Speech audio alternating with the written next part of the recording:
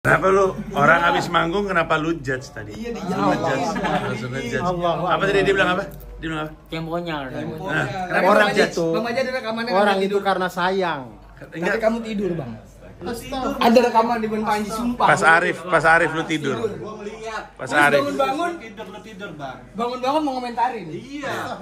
Sedih sih, aku sedih sih. Dibilang akrab, biar dibilang akrab. Jujur aku Nanti sedih. satu season. Materinya dari awal sampai akhir saya Apa? disebutin. Apa? Nanti ditayangin ya enak kan itu. Bising soal premisnya. Kan bisa premis. Pangkas rambut.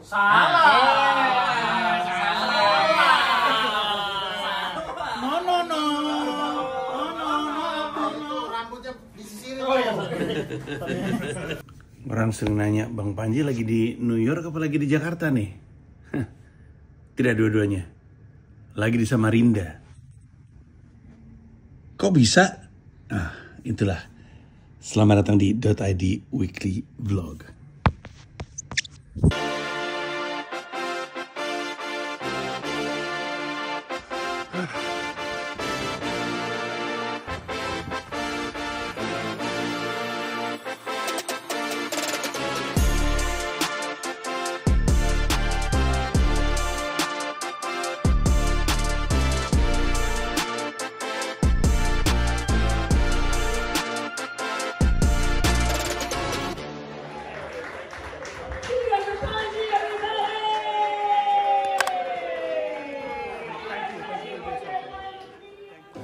Ini akan jadi minggu yang seru dari sisi aktivitas karena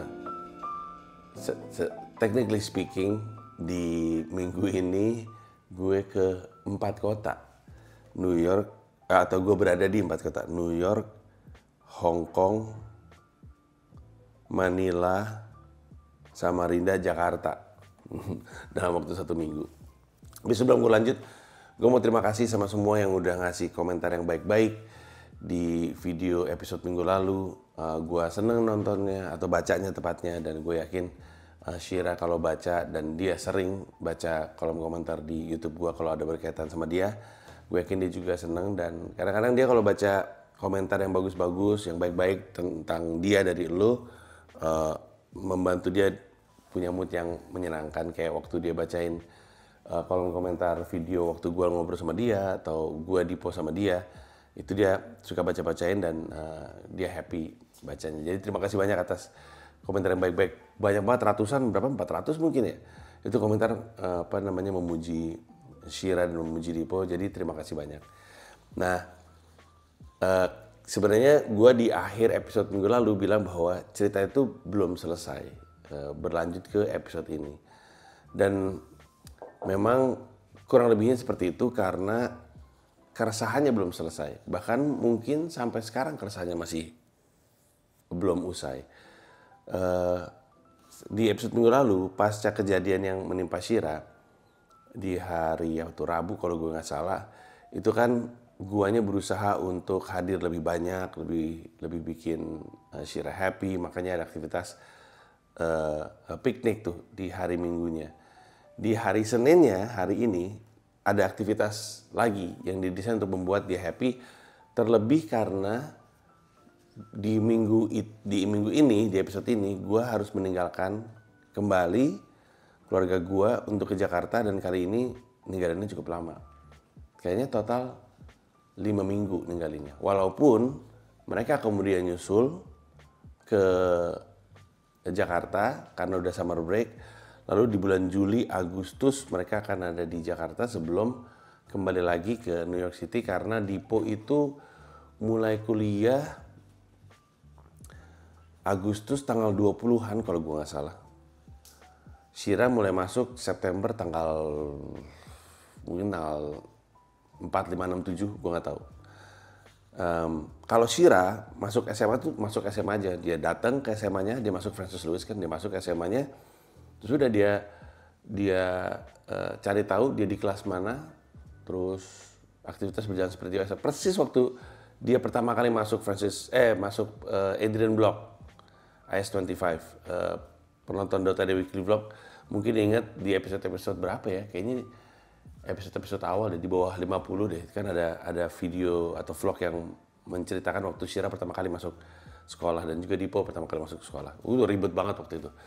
Nah, keribetan itu udah selesai karena kan udah nggak mesti urus domisili dan segala macamnya. Mereka udah masuk dalam public school system. Syira masuk SMA. Nah, Dipo ini yang kuliahnya tanggal 20-an sehingga rencananya tuh tanggal 18 Agustus rombongan Mila Dipo Syira tuh terbang ke New York karena Dipo mesti sekolah di minggu berikutnya. Sehingga nanti ketika main Syira Jakarta mereka nggak ada. Nah tapi karena gue mesti ninggalin mereka selama 5 minggu, ada keresahan tambahan karena gue bilang kan di episode minggu lalu, untung gue ada saat itu. Untung gue ada. Gimana kalau gue nggak ada pada kejadian itu? Dan pertanyaan itu tuh terus berputar sampai dengan sekarang. Terutama karena dengan berangkatnya gue ke Jakarta, gue tuh kehilangan 2 momennya anak-anak. Walaupun mereka nggak bisa dibilang anak-anak ya, remaja, dan mereka juga mungkin nggak ngerasa perlu ada guanya juga sih di momen-momen ini. Tapi buat gue, ketidakmampuan gue untuk hadir bersama dengan mereka itu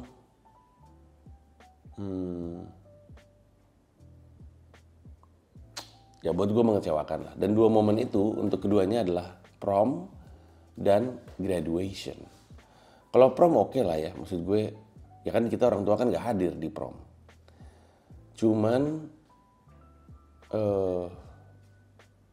secara kultur prom itu kan biasanya anaknya ngelepas, orang tuanya ngelepas anaknya ke sekolah. Terus ngelihat dandanannya, terus melepas mereka, nungguin mereka pulang, kan secara kultur, secara budaya kan gitu ya, apalagi di Amerika Serikat. Gue nggak bisa mendapatkan itu. Dan graduation sih penting ya, terutama graduation Dipo lulus SMA gitu, itu kan penting dan spesial ya. Syira lulus SMP sebenarnya juga spesial karena ini mereka berdua sama-sama menyelesaikan masa sekolahnya gitu. Untuk pertama kali 3 tahun yang lalu Syira masuk SMP middle school, 3 tahun yang lalu Dipo masuk SMA. Dipo masuknya di tengah-tengah karena SMA 4 tahun kan, jadi dia masuk sophomore ya, freshman, sophomore, junior, senior, ya dia masuk sophomore. Sehingga untuk keduanya ini kali pertama lulus sekolah di Amerika gitu. Jadi gue sangat menyayangkan Dipo sih, sebenarnya sangat disayangkan. Cuman ya gue mesti meninggalkan mereka karena gue punya tanggung jawab sebagai CEO-nya Comika. Punya tanggung jawab untuk ngurusin proyek-proyeknya Comika, punya tanggung jawab untuk turnya juga. Dan keadaan membuat gue jadi nggak bisa bolak-balik. Jadi ini gue sekarang di Jakarta sampai dengan September. Jadi gue masih ada kegiatan, nanti gue ceritain kalau jadi tengah-tengah September tuh gue ada kegiatan besar untuk gue. Sehingga gue bakal lama, Juni, Juli, Agustus, September, 4 bulan gue di Jakarta tembus terus. September rencananya gue balik sebentar untuk nyamperin anak-anak, memastikan sekolah mereka beres. Balik lagi Oktober, November.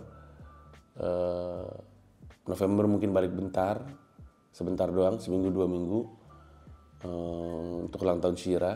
Terus balik lagi Desember, terus tembus. Baru nanti balik lagi di akhir tahun. Jadi memang terasa sekali untuk siapapun, untuk komikanya, untuk anak-anak yang kerja di markas Comika, untuk stakeholdernya, untuk para investor, kelihatan bahwa memang tahun ini dengan kembalinya gue di peran gue sebagai CEO, hari-hari gue memang banyak dihabiskan di Indonesia. Ya udah, fokus aja dulu.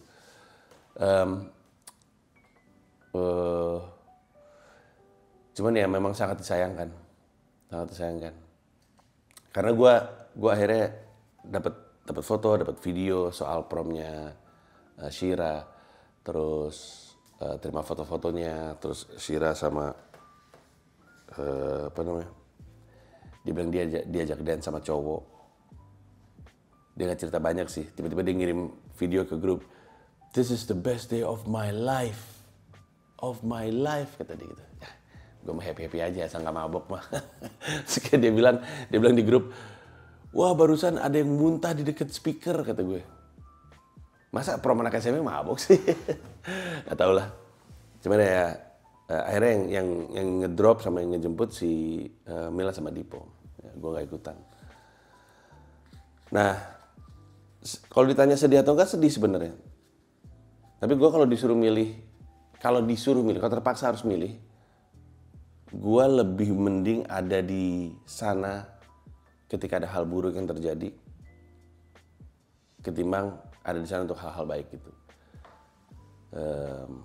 Pengen sih dua-duanya. Tapi gue nggak khawatir, atau gue ganti, gue lebih khawatir gue di sini kemudian ada apa-apa, ketimbang gue di sini dan gue nggak bisa ada di prom, nggak ada di graduation. Kalau ternyata prom dan graduationnya baik-baik aja, lega gue. Pertanyaannya adalah apa yang akan terjadi gitu. Gimana kalau nggak baik-baik aja ketika gue lagi di sini? Dan itu yang membuat gue gusar sekali. Udah nonton Adolescence nggak? Gue nonton Adolescence, nangis gue. Nangis di bagian terakhir tuh, di bagian kan 4 episode kalau nggak salah ya. Episode pertama tentang kejadian, episode kedua tentang sekolahnya, lingkungan sekolahnya, episode ketiga tentang si anaknya, episode keempat tentang si keluarganya, kakaknya, ibunya, dan adiknya. Setiap episode cukup intens. Sekilas episode 4 terasa paling tidak intens, kayak closure tapi panjang. Mana lagi nih kasusnya? Tapi emang episode 4 tuh menggambarkan soal, lihat dari keluarga kayak gini, ini keluarga normal loh. Middle class aja, keluarga baik-baik aja. Kok bisa ya kejadian kayak gitu? Di akhirnya tuh ketika bapaknya nangis juga gue. Nangis juga gue. Ketika bapaknya masuk ke kamarnya, ngelihat boneka anaknya, nangis, terus kalau nggak salah bapaknya ngomong, I'm sorry son, I failed you. Aduh. Berat banget. Tapi ya, you can't win them all. Semua orang sukses yang gue pelajari gitu ya, gue tonton videonya, gue baca bukunya, gue dengerin podcastnya, semua bilang soal berkorban gitu. Harus ada pengorbanan. Harus ada pengorbanan. Kalau lu mau mencapai sesuatu itu harus berkorban. Tapi terus pertanyaan besarnya adalah, bisa gak sih pengorbanan ini bukan di anak-anak gitu? You don't get to choose. You know, you don't get to choose. It just happens to be that way. Jadi untuk mengkompensasi itu hari Senin kami ke kota. Mereka udah lama banget kan gak ke kota. Kalau lagi gak ada gue, mereka gak ke kota. Jarang, nggak pernah malah. Paling kalau jalan-jalan, diajaknya ke daerah-daerah ya, ke Bayside segala macam. Masih di Queens lah. Mereka jarang ke Manhattan kalau lagi gak ada gue, mungkin gak pernah. Jadi sebelum gue tinggal lagi, kami ke Manhattan lagi. Terus target utamanya adalah ke toko buku favorit mereka lagi, Barnes & Nobles, beli buku lagi. Gue sih seneng ya, anak-anak gue punya ketertarikan untuk baca buku. Itu kalau nggak dijatahin, mungkin mereka beli buku 5 kali, persis kayak gue zaman dulu, beli aja lah dulu. Cuma kan buku-buku kan tidak murah ya, jadi dijatahin buku, jadi mereka mesti milih. Tapi gue seneng bahwa setiap kali mereka ke toko buku tuh pulang tuh pasti bawa buku. Dan bukunya tuh menarik-menarik, beda-beda gitu. Kalau nanti kapan-kapan deh, kalau lagi balik ke New York, gue nanti kasih lihat footage kamar mereka. Kamar mereka tuh ada rak buku gitu, persis kayak waktu zaman di Jakarta kan. Kalau lo inget tempat gue bikin monolog vlog itu kan belakangnya buku-buku kan, persis kayak gitu. Malah kalau gue pikir-pikir ya, kayaknya sih untuk saat ini banyakkan buku Shira dan Dipo ketimbang buku gue. Jadi gue seneng ngasih makan kebiasaan mereka untuk membaca. Itu sesuatu yang gue anggap positif. Terbiasa dari muda untuk senang baca buku. Jadi gue dukung aja. Habis itu kami sempat makan di sebuah restoran steak. Jadi rencananya itu, gue bilang sama mereka, ayah tuh pengennya ulang tahun tuh ngajak kalian ke restoran steak ini. Karena ayah suka banget sama restoran ini. Gue kalau ditanya sama orang, tempat makan favorit lu selama di New York, gue tuh punya tempat steak namanya Keen's Steakhouse, Keens. Ini tempat udah buka lebih dari 100 tahun. Terus Albert Einstein makan di situ. Terus Winston Churchill pernah makan di situ. Terus Teddy atau FDR ya. Kayaknya Teddy Roosevelt pernah makan di situ. Jadi itu tempat makan orang dari lama gitu. Terus kalau lu masuk, di atasnya itu cangklong, tau nggak? Pipe gitu. Ya, hiasan di atas itu cangklong banyak banget. Nah di situ tuh menu andalannya tuh mutton chop. Jadi ada kayak steak gitu, tapi begini gitu bentuknya. Susah deh menggambarkannya, tapi enak banget sumpah. Jadi gue bilang karena ayah nggak bisa ngerayain ulang tahun sama kalian, mau nggak makan steak sama ayah di situ sekarang gitu. Tidak bisa di toko buku, tapi makan di situ deh. Makan di situ, terus pulang malamnya gue ninggalin mereka untuk berangkat ke Jakarta. Nah, berangkat tuh gue. Gue berangkat Senin malam, Selasa gue mendarat ke Hong Kong. Gue nggak langsung ke Jakarta, gue ada satu stop lain, yaitu gue ke Manila. Gue mendarat di Hong Kong. Udah lama gue nggak mendarat di Hong Kong. Penonton gue tahu, pasti kan gue kalau bolak-balik Jakarta New York kan naik ANA ya, dan itu mendaratnya di Haneda. Kenapa gue sekarang mendaratnya di Hong Kong? Karena gue naik Cathay Pacific. Kenapa gue naik Cathay Pacific? Karena ini flight paling murah ke Manila. Gue ngecek ANA ke Manila, harga tiketnya dibandingin yang lain ya, terutama Cathay Pacific ke Manila jauh banget. Jauh banget, bedanya 4 jutaan. Jadi akhirnya gue berangkat naik Cathay Pacific, transit di Hong Kong. Transit di Hong Kong, bingung mau ngapain. Gue sepanjang perjalanan cuma baca buku aja tuh. Gue baca bukunya Seth Godin yang This is Marketing. Yang gue beli di Barnes & Noble. Jadi gue nyari buku juga. Nyari apa ya? Terus ada buku kecil, This is Marketing dari Seth Godin. Seth Godin itu penulis yang sering banget gue kutip. Sedikit lebih beda, lebih baik daripada sedikit lebih baik. Itu dari Seth Godin, dari Purple Cow. Saking seringnya gue sebut, orang pikir itu kutipan gue. Selalu gue kasih tahu bukan, itu Seth Godin. Bahkan di materi stand up aja gue sebut. Kata Seth Godin di buku Purple Cow, gue bilang gitu. Cuman orang nggak pernah ingat bagian itu. Dipikir gue yang ngomong. Nah gue baca bukunya Seth Godin tuh mungkin dari pertengahan 2000-an, mungkin 2005, 2006. Habis itu gue beli bukunya Permission Marketing, Free Price Insight, Tribes, Small is the New Big, Marketers are Liars. Gue beli tuh bukunya. Habis itu gue berhenti karena gue pikir udah baca bukunya, implement aja gitu. Kemarin pas gue lihat, gue baca bukunya, gila nih orang jago banget nulisnya. Seth Godin itu jago banget nulisnya. Terus menariknya Seth Godin dan seperti sejumlah penulis lainnya. Menariknya Seth Godin itu adalah babnya tuh banyak karena setiap bab pendek-pendek. Setiap bab dikasih subbab. Jadi kita baca tuh nggak stres karena kelar satu subbab. Jadi kayak ada pencapaian gitu. Nggak ngerasa kayak aduh buku lama banget nih pengen gue tutup gitu. Selesai babnya mana nih gitu. Jadi enak bacanya. Terus sampai Hong Kong juga gue nyari tempat untuk ngemil, untuk ngopi sih basically. Ketemu Arabica, mampir gue di situ. Nah, kocaknya gue lagi baca buku kan. Tiba-tiba ada ibu-ibu bule datang. Ini ibu-ibu bule tampilannya eklektik sekali. Gue kan lagi baca buku sambil ngopi. Terus tiba-tiba ada ibu-ibu dandananya serba berbunga-bunga gitu. Kemejanya berbunga-bunga, celananya gambar bunga-bunga, pakai kacamata hitam, pakai topi gitu.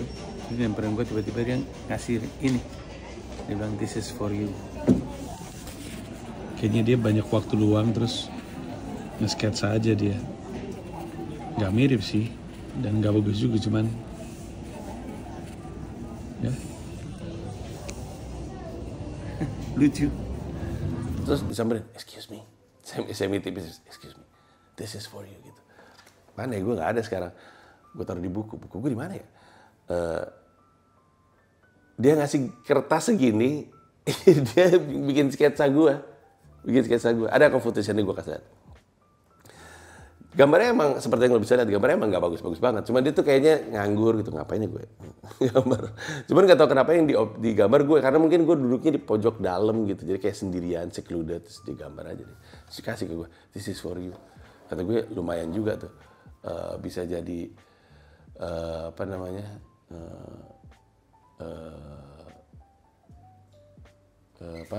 bisa jadi cerita aja bahwa ada orang tiba-tiba memperhatikan gue, terus udah gitu menganggap gue adalah objek yang menarik gitu untuk dibahas, untuk digambar. Anyway, setelah itu gue berangkat lagi terbang untuk ke Manila. Kenapa gue ke Manila? Ini harus gue akui, ini rada-rada overcompensating. Gue tuh waktu itu berpikir, oh gue mau ke Jakarta lagi nih. Bisa nggak ya gue mampir ke Southeast Asia dan cari comedy club untuk gue isi. Singapura udah pernah, Malaysia udah pernah. Thailand gue nggak yakin deh. Gue coba Manila, karena kan Manila itu kan kota, untuk yang pernah ke Manila ya, kota yang sangat berasa banget nih peninggalan Amerika Serikatnya. Karena kan Amerika Serikat pernah punya military base. Dibilang ngejajah ya enggak sih.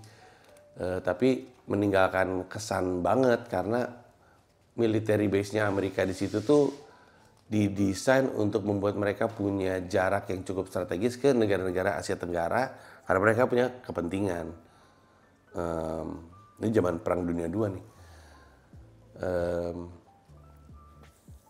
Nah, sisa peninggalannya adalah selain kultur basket yang sangat tinggi, ya, Filipina kan jagoannya basket se-Asia Tenggara, makanya waktu timnas Indonesia pernah ngalahin Filipina tuh bangga banget. Tapi yang juga ditinggalkan itu adalah comedy club. Dibandingin sama Singapura dan Malaysia, comedy clubnya Manila itu paling banyak.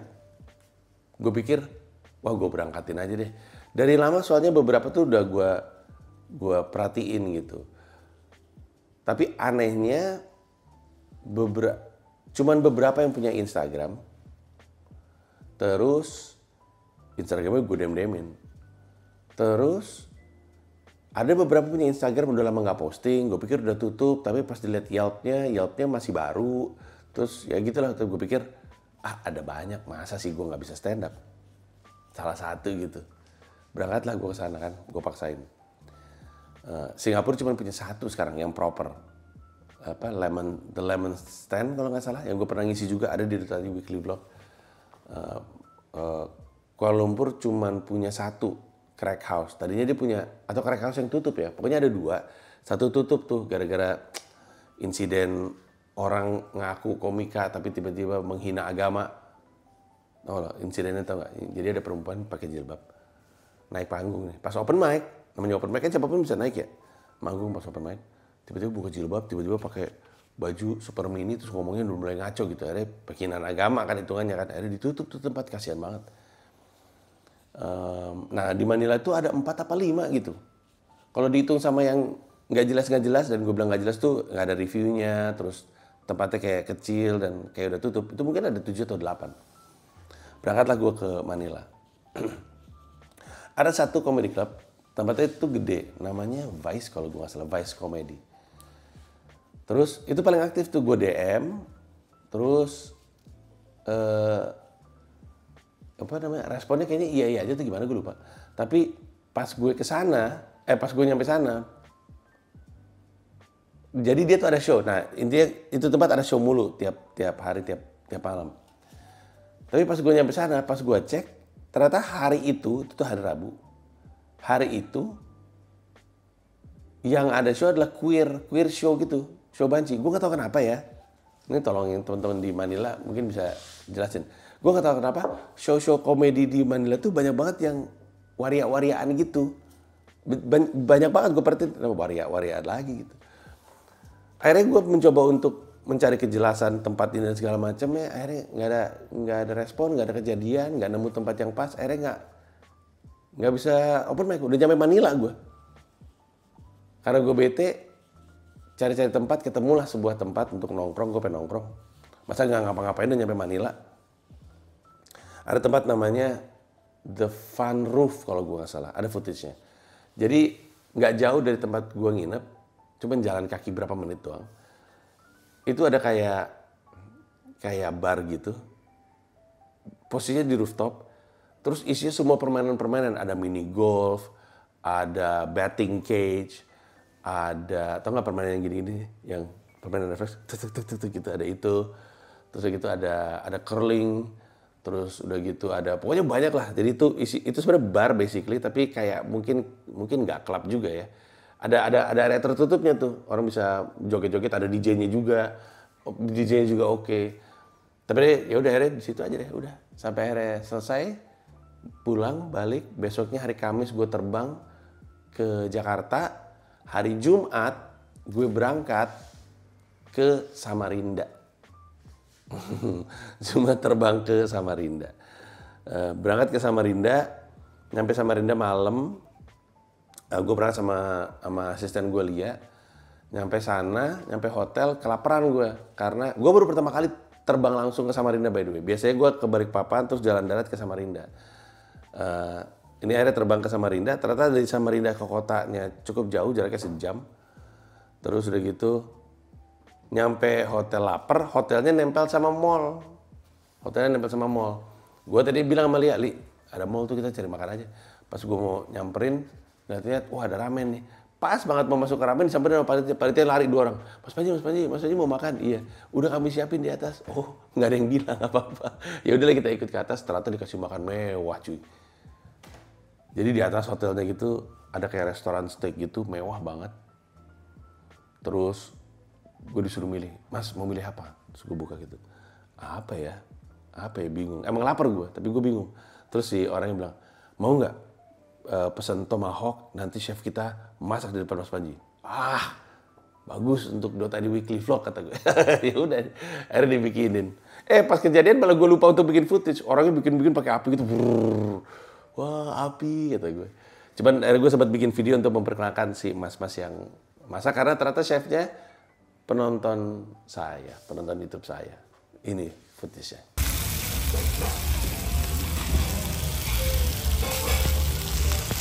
Itu begini. Mas Farera.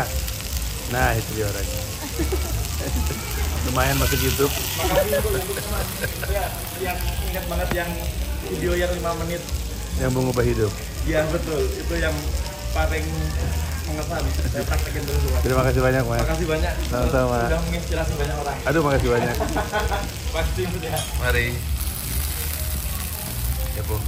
Udah selesai, gue tidur, besoknya gue kerja pagi untuk jadi pembicara untuk sebuah perusahaan. Perusahaan namanya Pama.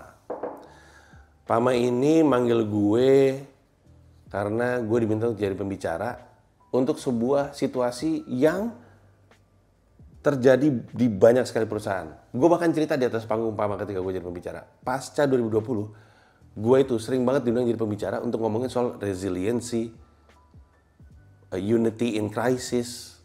Gue tuh sering banget diundang untuk bicara di depan perusahaan-perusahaan untuk ngomongin soal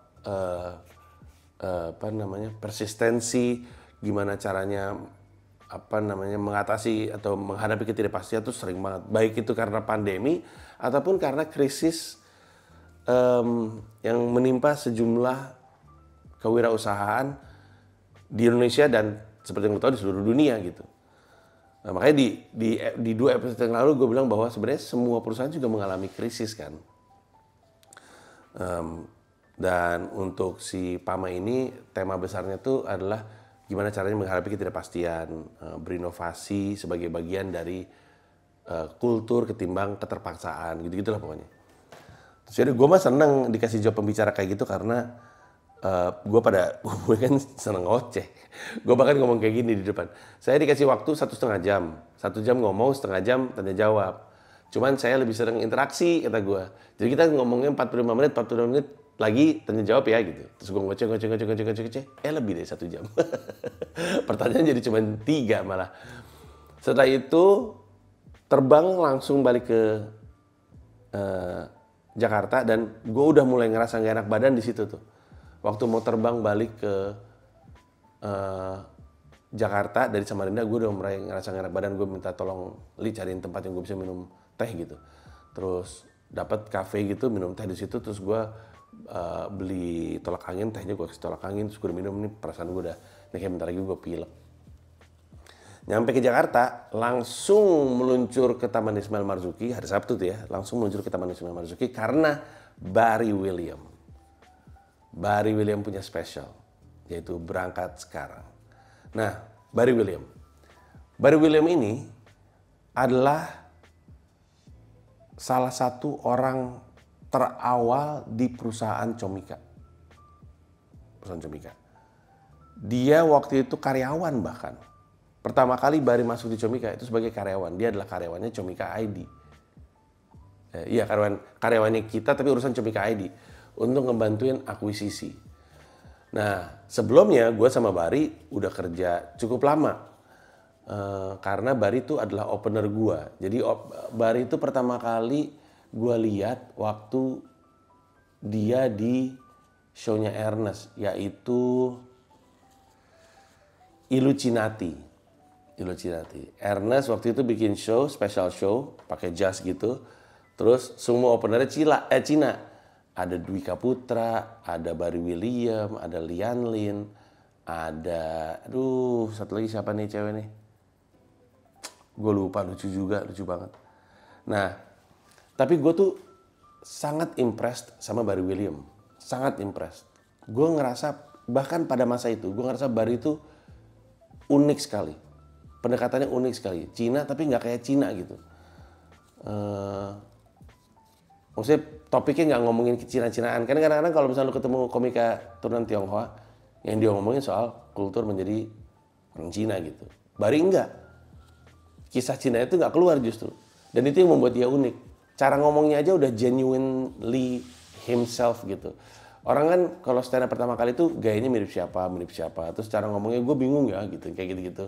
Barry tuh nggak pernah kayak gitu. Makanya waktu itu dia gue percaya untuk jadi opener Mesake Bangsaku.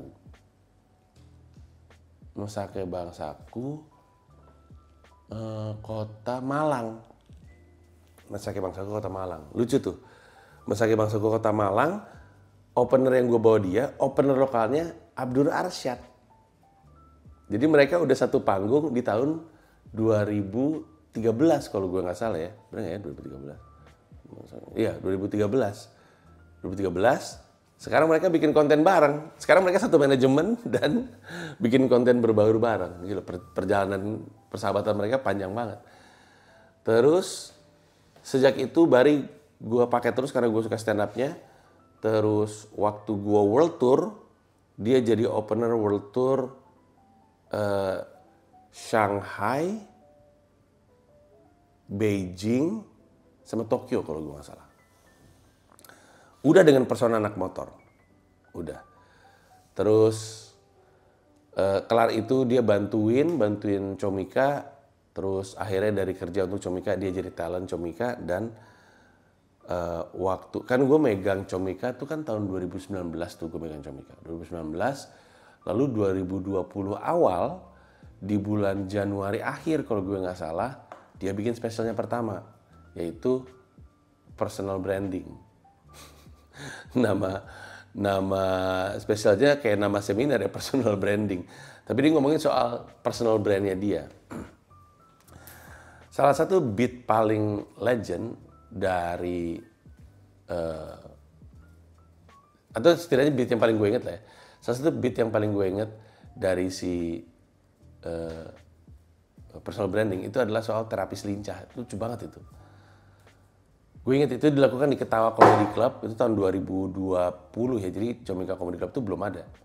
Dibikin di Ketawa Comedy Club terus di depan berapa ya mungkin gue lupa deh 50, 60 gue lupa tuh kapasitasnya berapa. Pecah, terus bangga, dan momentum karirnya Barry tuh oke banget pada waktu itu. Dia jadi hostnya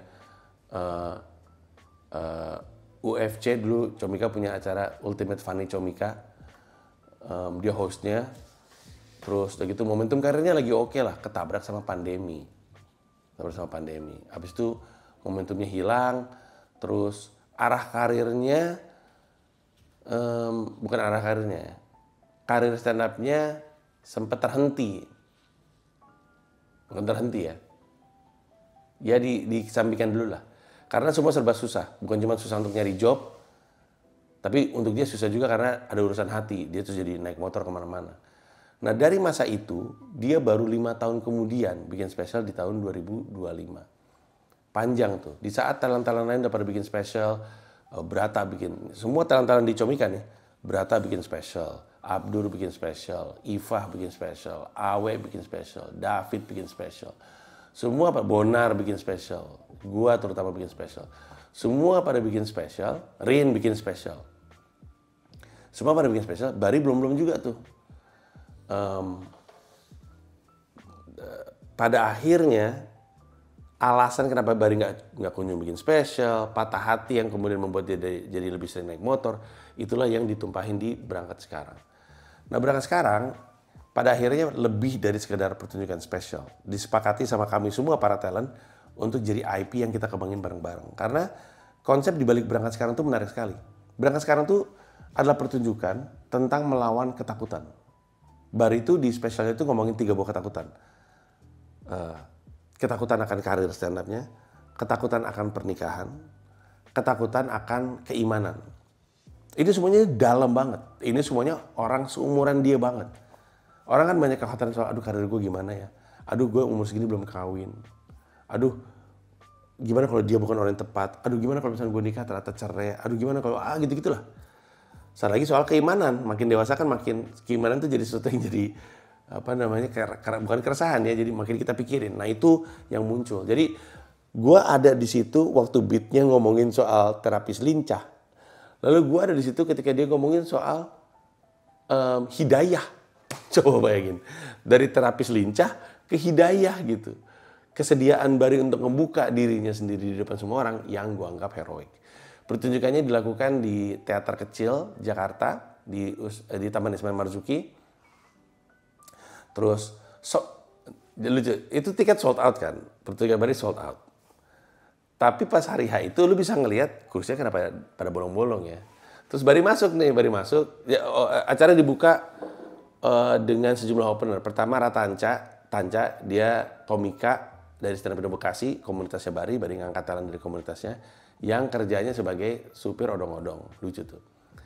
Abis itu Boa, yang juga pemotor. Abis itu Wira, yang juga pemotor tapi lebih sering jadi tempat curhatnya Bari ketika dia main ke Purwokerto.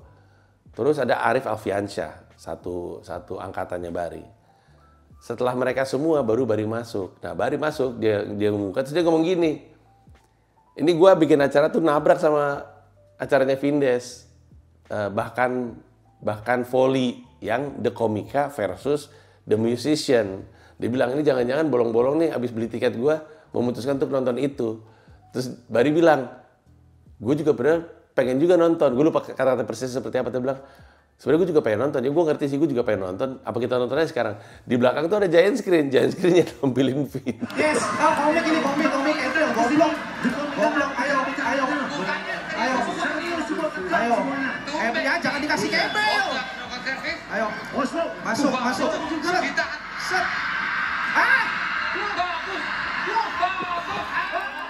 Si Bari bikin non-bar volley.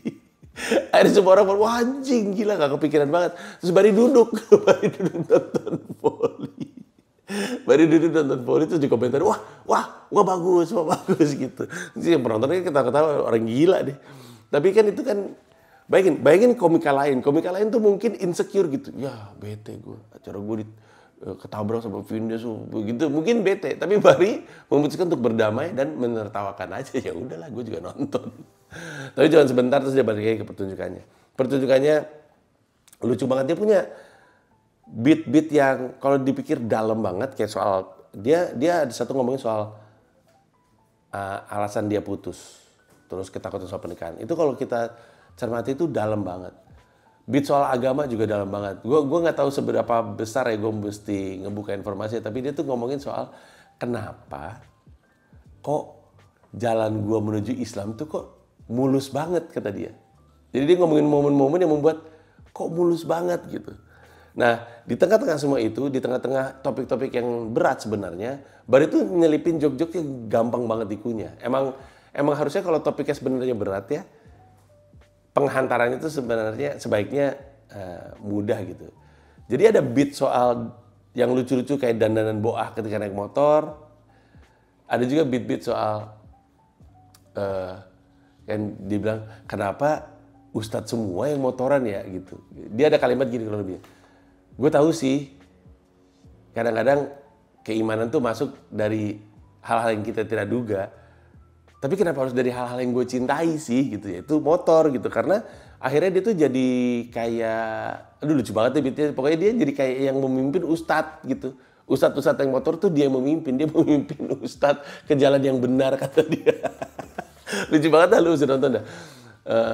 Terus udah gitu ada satu beat lucu banget ketika dia bentar-bentar. Ini kan banyak ustadz yang pada naik motor ya. Pastor-pastor pada naik motor gak sih? Terus pencarian dia itu juga lucu banget. Tapi intinya gue juga ngomong sama Abdur. Gue sama Abdur tuh bangga banget sih ngeliat berangkat sekarang. Karena untuk orang, Bari tuh orangnya his outlook towards things tuh biasanya negatif gitu. Dan khawatiran gitu, parno gitu, banyak takutnya.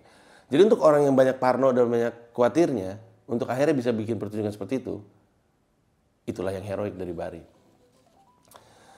Jadi ya gue sih happy banget. Merch-nya yang keren menurut gue, merch-nya. Dia tuh punya 2 jenis merch. Satu American, motornya dia tuh American.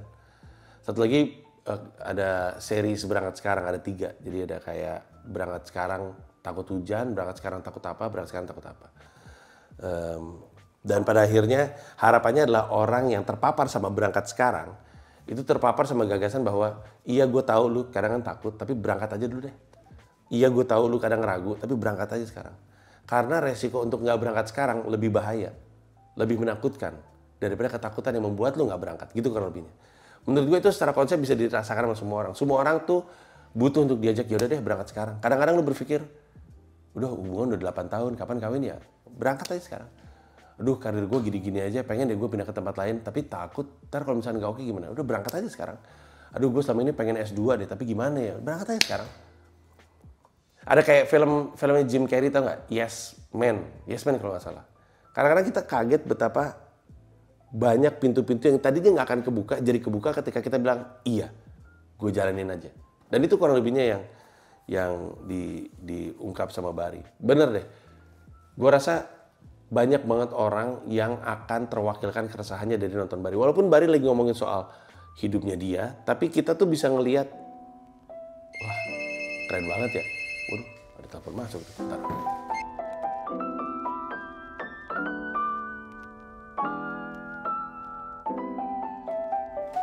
Oke, kita kembali lagi. Ya pokoknya intinya pertunjukan Bari lucu lah. Pertunjukan Bari keren dan berangkat sekarang akan jadi IP yang kami kembangin. Coba tulis di kolom komentar deh. Lu ngerasa terwakilkan nggak dengan si IP berangkat sekarang tersebut? Karena Comika kan emang sepakatan mau ngembangin IP, terus udah gitu para talent pada pikir nih IP talent yang kita mau kembangin apa ya? Terus akhirnya kita sepakatin kita mau kembangin punyanya Bari. Jadi semuanya tuh Beler present IP-nya, Abdur present IP-nya, Dwik present IP-nya, Alma present IP-nya. Terus aja sampai akhirnya semuanya pada cerita-cerita denger IP masing-masing, terus kami pikir punya Bari nih keren nih. Akhirnya kita memutuskan untuk ngembangin berangkat sekarang sebagai sebuah IP. Selanjutnya, ini kan tuh hari Sabtu, hari Minggu kosong, berarti selesai dalam seminggu kita masuk ke sisipan CEO, gitu Dit. Jadi pas gue gini, pas gue buka, set sisipan CEO Dit. 1, 2, 3, set sisipan CEO, gitu Dit. Oke, tutup lagi. Nah, ini kan komentar ada ratusan ya. Gue nge-scroll, cuma nemu 2. Sisanya tuh orang-orang ngomel-ngomel sama si yang menyerang Shira dan segala macamnya, memuji Shira. Terima kasih by the way. Gue coba baca 2 ya, dan itu juga jaraknya rada jauh, jadi gue mesti scroll juga. Ada dari Sinika Coffee 9833. Dia bilang, actually there's 4 business cycles, Bang Panji. First is introduction, then growth, peak, and decline. It's so much important as a CEO to realize the cycle, to decide where they are going to do innovation for the businesses. Innovation is a must to do when the business is in peak cycle and then start over the cycle for the next level. The common mistake from a founder or SMB business owner is they terlena when they in peak. They don't realize after peak the phase is decline, and when they decline often is too late. The innovation can make the business going to next level. Sebenarnya lu nggak perlu pakai bahasa Inggris sih, pikir-pikir. Tapi iya, lu bener. Bahkan dalam banyak sekali bisnis tercermin ya, yang kayak gini-gini. Bisnis yang tidak sadar bahwa dia udah mulai mature dan udah mulai mendewasa dan mulai harus berinovasi. Kemudian akhirnya terlibas gitu sama perusahaan lain yang memutuskan untuk hadir dengan dengan kebaruan, dengan inovasi. Banyak bisnis-bisnis yang kayak Netflix contohnya, dan ada banyak bisnis lain. They actually killed their own business to start a new way of doing business gitu. Karena bisnisnya Netflix kan bukan bisnis streaming. Netflix itu menarik. Mereka pernah introduce layanan seperti streaming sebenarnya. Diprotes sama pelanggannya. Karena cara mengintroduce-nya sih sebenarnya. Mereka kan tadi kan berlangganan sewa DVD, terus mereka pelan-pelan pengen ke streaming, terus udah gitu lompatannya terlalu cepat dan terlalu jauh. Terus si Reed Hastings sempat kayak bikin video penjelasan pakai kemeja bunga-bunga, yang akhirnya kemeja bunga-bunganya dibakar katanya di depan karena menggambarkan kesalahan terbesar dalam bisnis. Tapi noted, terima kasih banyak. Bahkan kalau di bisnis keluarga ya, kalau bisnisnya bisnis keluarga, katanya selalu ada yang generasi pertama ngebangun, generasi kedua menjalankan, generasi ketiga menutup. Karena harus memulai yang baru. Konon katanya begitu. Oke, kita cari lagi pertanyaan kedua. Ini bukan pertanyaannya, ini lebih ke ngasih tahu. Pertanyaan selanjutnya. Coba kita cari. Adit, gimana nih caranya nih biar nggak orang bosan ngeliat beginian nih? Lu kasih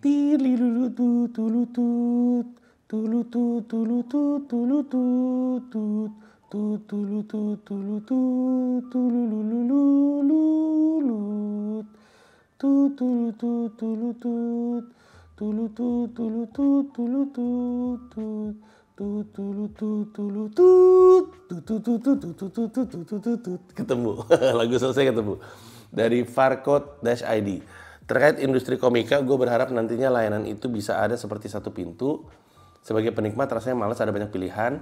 Saya dari awal udah punya akun Comika buat nonton konten-konten khususnya para komika. Setelah ada banyak opsi rasanya jadi malas aja bikin akun sana sini. Saya masih menaruh kepercayaan di sini aja. Di satu sisi terima kasih kalau misalnya kepercayaan lu taruh di Comika, Comika ID, pantau aja terus. Kami punya sesuatu yang baru sedang kami kembangkan. Kami percaya jadi sesuatu yang membahagiakan penikmat stand up comedy. Tapi pada saat yang bersamaan, gue sih berharap, karena sekarang kalau lo perhatiin ya, untuk menikmati stand up comedy secara digital, pilihannya ada banyak. HH Corp, dia punya digital download. Terus punyanya Nope itu namanya apa ya? Gue lupa deh. Nope juga punya semacam digital download. Terus siapa lagi gitu? Pokoknya ada beberapa lah. Emily punya Lucuflix. Comika punya Comika ID. Nah, ini tuh semua gua percaya hadir karena kebutuhan dari konsumen, dan mereka mencoba untuk memenuhi kebutuhan konsumennya mereka masing-masing, dan menurut gue ini sehat. Gue sih berharap, karena Comika ID, gimana cara ngomongnya? Gimana coba Comika ID berusaha untuk mengatakan bahwa kami punya layanan yang terbaik kalau orang nggak punya pembanding gitu. Gue sih percaya Comika ID paling unggul ya. At least dari sisi katalog nggak ada yang bisa menyamai, nggak ada yang bisa mendekati. Dan teman-teman yang lain nggak perlu. Kayak HH Corp punya platform sendiri, dia nggak berusaha untuk seperti Comika ID kan. Dia berusaha untuk bilang bahwa kalau lu ngefans sama talent-talent gue, lu nyarinya di sini aja udah cukup gitu. Jadi cateringnya ke fansnya masing-masing, fansnya Soleh, fansnya G, fansnya Ernest gitu-gitu kan. Kalau Comika ID kan untuk industri gitu. Secara judul si Comika ID banyak banget, secara komika dari Aceh sampai Papua, bukan cuma talent kami doang. Memang permasalahannya sekarang standar ya, standar produksinya. Itu sesuatu yang kami mesti perbaikin, tapi Comika ini merasa diuntungkan sih dengan hadirnya teman-teman yang lain karena konsumen jadi bisa punya pilihan, dan ketika konsumen punya pilihan, dia kemudian bisa bilang, oh gue lebih kepada ini daripada kepada ini. Oh jadi berasa manfaatnya ini ketimbang ini. Dan itu menurut gue bagus untuk industri. Comika kan pada akhirnya pengennya ngebangun industri stand up comedy. Nggak ada industri kalau kewirausahaannya cuma 1 ataupun 2. Harus banyak kewirausahaannya di bidang stand up comedy. Gak ada lagi nih, gue udah pernah nge-scroll sampai bawah dan gak ketemu. Jadi makasih banyak. Seperti biasa kalau mau nanya soal Comika, taruh aja di kolom komentar. Per episode paling banyak gue bacain 3. Sampai ketemu di episode selanjutnya. Thank you.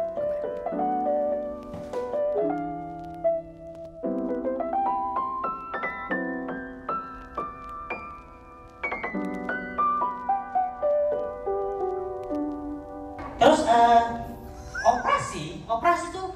Terima kasih banyak udah nonton video YouTube gue. Mau mengingatkan bahwa di YouTube gue tuh ada membership program, dimana kalau lu jadi bagian dari member, lu bisa mendapatkan akses terhadap video-video eksklusif hanya untuk member yang nggak bisa ditonton oleh orang lain.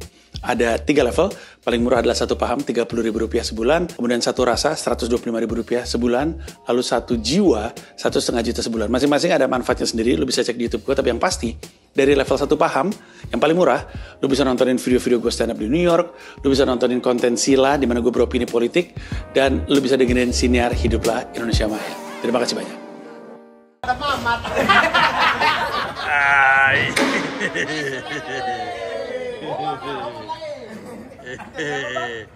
Lagi syuting titik kumpul. Mana Mamat?